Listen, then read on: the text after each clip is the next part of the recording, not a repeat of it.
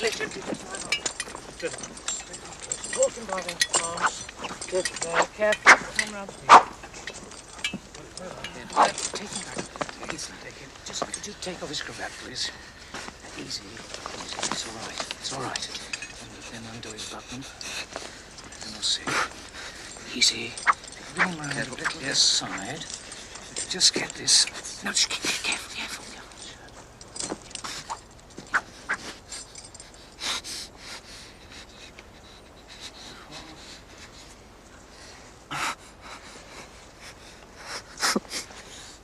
Oh, my, it was a fair set to.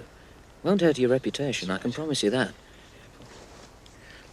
Why don't you make it up like a couple of good fellows? That's better. There's no need to bear him a grudge. Oh. All right. I take it.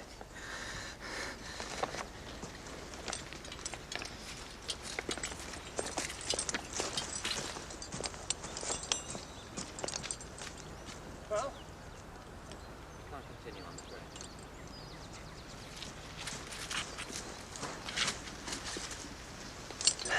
It's quite bad. Can he continue? No, he's unable to. Gabrielle, shake hands and forget it. Whatever he did, you've paid him back now. From all I hear, he's a very decent fellow. Decent.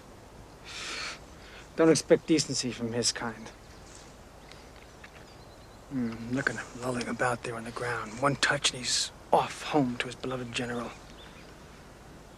Next time, Duel!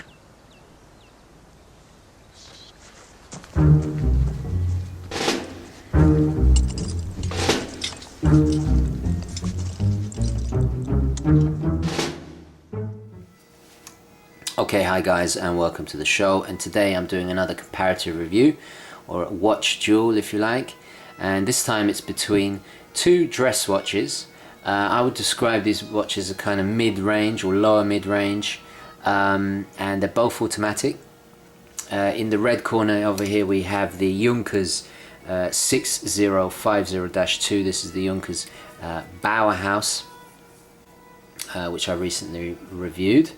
And then in the blue corner we have the Seiko SARB033. This is a Japanese automatic from Seiko, and the reference is SARB033. Now I just want to make the point clear that the grading system is by no means perfect. It's just an indicator to kind of show strength and weaknesses and kind of get an idea of how they compare. It's in no way near mathematically perfect. I acknowledge there are some kind of discrepancies within the system, but it's not perfect. But it pretty much it's a good rough estimation on numerical estimation, and it's the best I could come up with for the moment. But if you have any suggestions of how to improve the system, please comment below. Let's dive straight in. There's quite a lot to cover. So we'll talk about the value first of all. Now this goes the retail price and how well they retain their value goes into the consideration here. Now the Seiko got 10 out of 10. It's simply because you're getting a lot of watch for your money. It's the cheaper watch here. This retails at just under $400, and you really are getting Grand Seiko quality. Obviously not the Grand Seiko movement, but you're getting the Grand Seiko quality in every department here, except the movement. You're getting an amazing case. Really the craftsmanship, the quality, it's just impeccably done,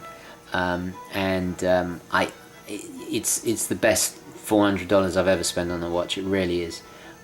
It's a fantastic, outstanding quality, really is. So 10 out of 10 there. Now the Junkers, on the other hand, this is $550. but you are getting an ETA, and you are getting quite a lot of watch for your money. So it gets a good, generous, solid 8, which I think it deserves. Okay, now we're looking at design. Now the Junkers wins hands down here, and that's mainly because of its Bauhaus inspired design, which I think they got absolutely perfect. And I can't find a watch, a Bauhaus inspired watch, a better Bauhaus design watch for the money you pay for this. It really is. Everything is just perfect, absolutely perfect. I can't really find any, and we're just talking about the aesthetics of it, not the materials or not anything like that. We're just talking about purely the aesthetic. I think this is a perfect design. It really is. There isn't anything of its design that I'd change.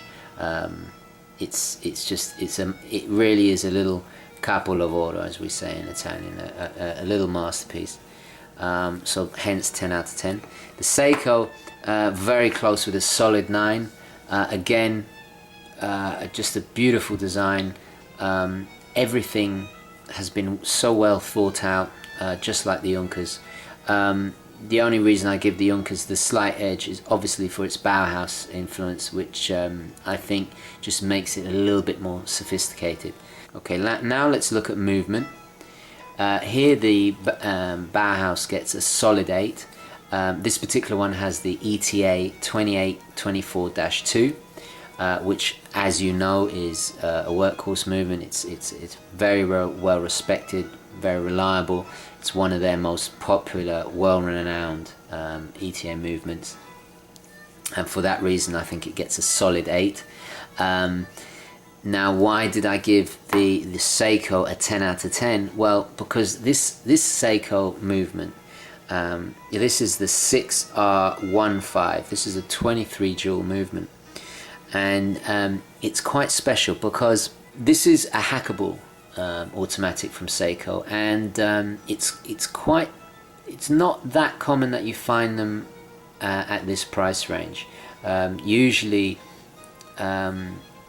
the 6R15 movement from Seiko is really a big achievement for them. It's a fantastic movement, and believe it or not, out of these two, it so far the accuracy has been even better than the ETA, and you know, I know I might get a lot of flack for that, but honestly, it keeps time impeccably, and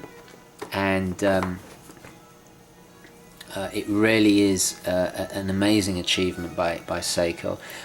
There's quite a lot of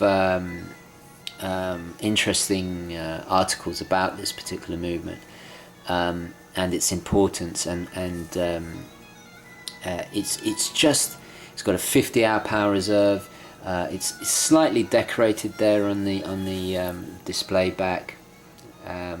Just, you know, bit of subtle decoration, nothing amazing, but it's an impeccable movement. I'm just really impressed by its accuracy. Really big achievement for Seiko there. So it really is one of their flagship movements in the kind of mid-tier range. So a 10 out of 10, and of course I'm not going to get into the whole in-house thing because it's such a divisive subject. Now, when this movement was introduced, Seiko did claim it to be in-house.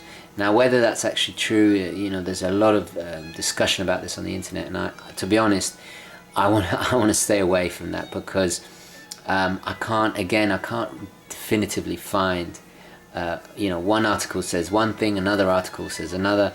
I can't get a straight answer out of Seiko, so I'm not going to make any statements whether it is or not in-house, but it is an incredible achievement for Seiko, and it really, you know, it has outperformed the ETA, so very respectful there, so hence the score.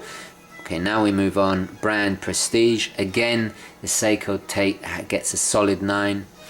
You know, everybody knows Seiko. Their list of achievements in horology is unmistakable. I mean, they have set the standard in so many areas. They have innovated and brought so many new things to not just technologically, but yeah, there's no mistaking Seiko's prestige. And sure, it's not prestigious in the same way, you know, a Patek Philippe is prestigious. It's prestigious in different way for its technical achievements, and it's a legendary company. So hence 9, a solid, really solid 9 there. For the Junkers, it gets a 7. Junkers is obviously famous for making aircraft such as this one over here, and is obviously not known that, is obviously less renowned for its watches. But having said that, it is still a strong heritage. And I think a 7 is respectable. Okay, let's move on to quality. Now, both in the quality score extremely high. This is made in Germany and this is made in Japan. Both renowned for their high quality and craftsmanship. But in both pieces, you can really feel the quality. And you can see it, you know, you can see it. The Seiko wins slightly and gets a 10 out of 10 just because you really are getting, I would describe this almost as well, I would describe this as luxury standard, the craftsmanship on this.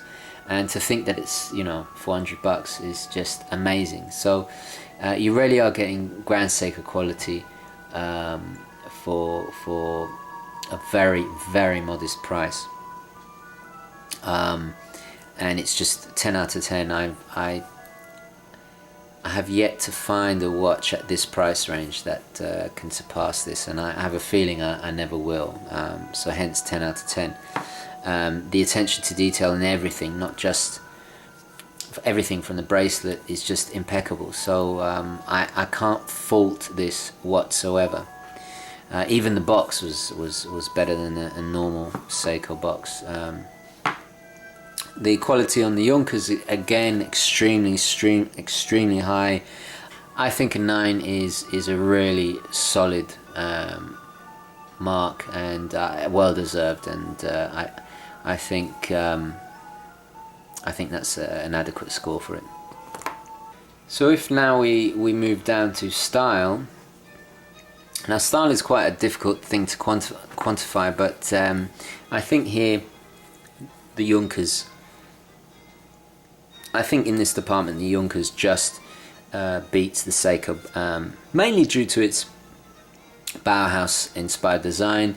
It brings a level of sophistication that the Seiko just doesn't have, but at the same time they both are very stylish, so quite almost level really, but I think that the Junkers just taking the lead there, purely because of the sophistication associated with Bauhaus that this has beautifully embodied, so hence the scores. Now let's move on to versatility. Now both score 7 here, which is quite, I guess you could say, quite low. And mainly because they aren't really that versatile.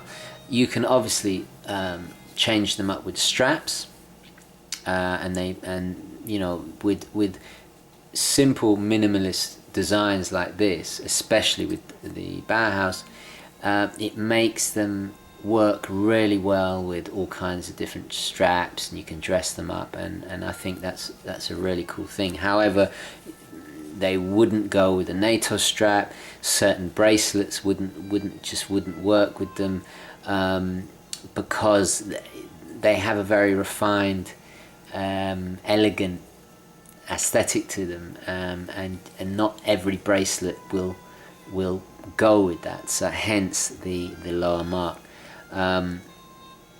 Also to take into consideration that you know, these are both very dressy watches, and even though, you know, they look great just as they do with a suit or with a shirt, a t-shirt and jeans, it hasn't got the versatility in terms of you know, if you're going on holiday and you want to have a watch that works for the beach and for dressing up in, these probably wouldn't be the best bet.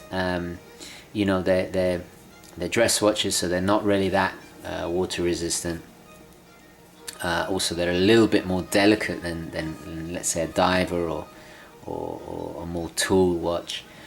So hence the lower scores. But at the same time, I think a 7 is fair, because both of them you can dress them up nicely with different straps. So they are still versatile, but just not as versatile in the whole scheme of things. So let's move down to performance. Again, as I explained when we were talking about the movement, this particular movement, the 6R15 caliber, as you see here, I'm just blown away by its performance. Its accuracy supersedes the ETA. The power reserve is an extremely impressive 50 hours. I love the easy to wind crown here. It really does perform well, and I think a 9. I would almost give it 10 out of 10, but you know, there are. I think a 9 is a generous but well-deserved 9. For the performance of the Junkers, I've given a 7. Now this is because you're not getting the highest grade ETA, so there is a little bit less. The accuracy is less than, let's say, the ETA. The ETA in my Squire. The ETA in the Squire, this is the highest grade of ETA, and I think this is one tier down. So the accuracy, even the accuracy between these two pieces differs. But you know, we're talking about a $500 watch here, so you can't really expect that much. But it is a solid 7. You know, maybe I'm a little bit harsh, but also bear in mind that the later versions of these, or the Bauhauses that are now on the market, they come with the Sellita SW200. I'm not sure which version of the SW200, but as you know, that one is slightly more accurate than this ETA. So I think a 7 is adequate there. The power reserve is a little bit weaker, and you're not getting the highest grade of ETA, but again, at this price point you can't really complain. Right, let's go down to durability. Now you'll notice there's quite a depreciation in the scores now. That's the lowest score so far. Now the reason for this is purely of its domed Hesalite crystal on the Junkers. It is a large watch. I mean, if you compare, this is a 38mm, the Seiko, and the Junkers is a 40. Now I think it works as a 40 because of its Bauhaus style, and it's quite thin, so it's fine. But the problem is that it is quite a steep domed Hesalite crystal, and these are prone to scratches. I had the Hesalite before on a Speedmaster, and it did attract quite a few scratches. I mean, you can easily take it out with Polywatch. But that was a Speedmaster, which is a sporting watch. This, however, is a and obviously it's a dress watch. There's no protection, there's no bezel, there's no, you know, it's literally you know, sticking out, and I do kind of worry about it. So the durability on this isn't that good. Also, its water rating, it's only 3 ATM, which is to be expected for a dress watch. But again, you know, I'm kind of, you know, if I'm gonna wash up, you got to take it off. You obviously can't be in a hot climate sweating or anything like that. So hence the low mark. But it really is maybe I was a bit harsh, but I have to be honest here. But again, this is a dress watch you put on for special occasions, or you know, for when you're dressing up. So you know, you're not going to be jogging, you're not going to be playing golf or going on a yacht with one of these. I mean, you could, but I would definitely not advise it. The Seiko is a little bit more solid. We have sapphire both on the front and the back. So you know what the deal is with sapphire. Absolutely solid, built like a tank. And again, you know, this is a Seiko, so it's gonna be tough, you know. Slightly better water resistance, 10 bars here, but again, I wouldn't take it anywhere near water. Obviously it's a dress watch, so I think a 7 is an adequate score. Okay, lastly we move on to the X Factor. Now this is the same as the talent show, this kind of inquantifiable, untangible quality that just that, you know, has that something special about it. What makes it special? Now the Junkers obviously wins here. It's mainly down to its Bauhaus design again. It's something a bit different. There's a sophistication to it, there's an elegance that kind of supersedes its actual price. You know, now I've put it on this colourful strap, it's again elevated it to it's taking it somewhere else, you know. I would feel very, very proud to wear this.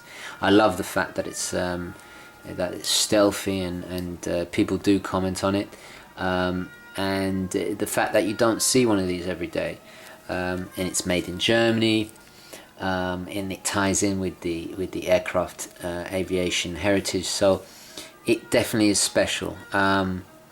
However, you know, it's not going to get 10 out of 10 because at the end of the day, it's a, you know, it's a $500 watch, but I think an 8 is a really solid, respectable mark. It does have something special about it, and out of the two, I think it's a more unique and special piece compared to the Seiko. The Seiko gets a 7. You could argue it's a little bit boring or conservative, but actually that's what I quite like about it. The fact that it is quite reserved and just, you know, it's subtle. It's a very subtle piece. Something like this, I think, is going to be in style and classic for, you know, it's still going to be considered tasteful and you know, for decades to come. I think, you know, that's what good design does, and I think the same could be said about the Junkers there. But the Junkers obviously wins because it just has that that extra special something, and I think also the romanticism and uniqueness of its aviation history just again elevates it. Okay, so let's look at the final scores. Now the final scores are a 78 for the Junkers, and we have 86 for the Seiko. So probably the largest of differences in my watch duel videos. You know, obviously the Seiko wins by quite a, not a huge amount, but you know, it's definitely the stronger of the two, and it's just mainly down to its solid design. It's just an you know, it's the cheaper of the two, but yet the better of the two. It just packs a lot of punch. You get a hell of a lot of watch for your money. You know, a really high quality piece for your money. So yeah, I think that's not really a big surprise there. If I had to choose out of the two,